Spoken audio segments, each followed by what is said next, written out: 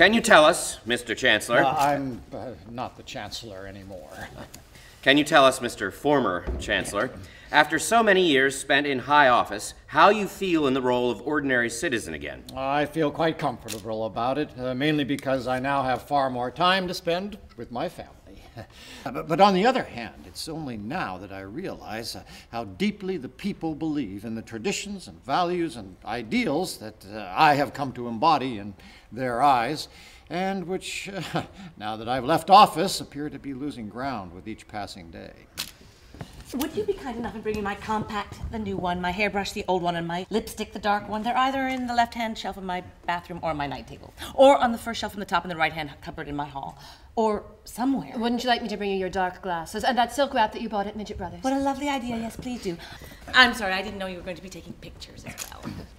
Which of the values you fought for, Mr. Former Chancellor, do you consider most important? Well, at the very core of my political thinking, there was always the individual human being, a free, happy citizen, constantly learning new skills and steeped in family values. Dick, don't you just love the way he can put things in a nutshell?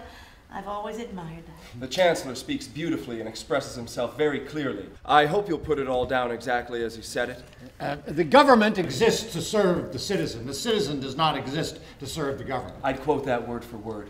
And I've always wanted our country to be safe and secure, and not just our country, but the whole world.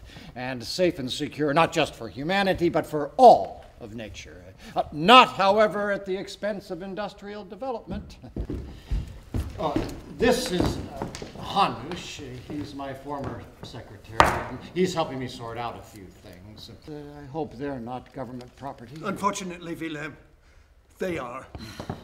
Mr. Former Chancellor, how did you turn your ideals into public policy? Oh, well, for instance, I placed great importance on human rights. In the name of freedom of expression, I imposed significant limits on censorship.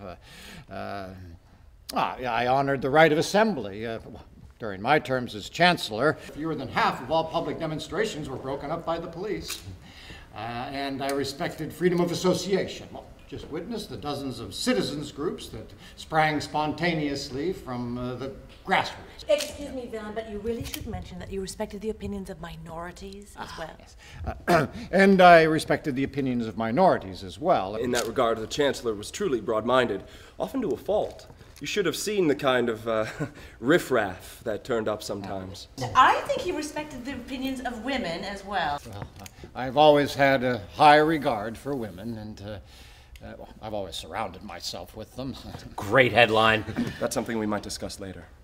I waged a merciless war on bribery and corruption. Well, everyone remembers the Klein affair. Right, let him be now. You can see how tired he is. I'm not tired, Mother. Yes, you are. I can hear it in your voice. And anyway, you say the same thing every time. That's not true. He spoke beautifully today. Do you know what Tony Blair once told me? If you don't answer their questions, they'll answer them for you. Well, that's good, isn't it? All right, then, one more question. Does the loss of parliamentary immunity bother you? Why would it bother me? And aren't you worried that... I'm sorry, but really... Aren't you worried, Mr. Former... I'm sorry, but we really must wrap it up now. And aren't you worried, Mr. Former Chancellor, that you'll be forced to move out of here? This villa, after all, is government property.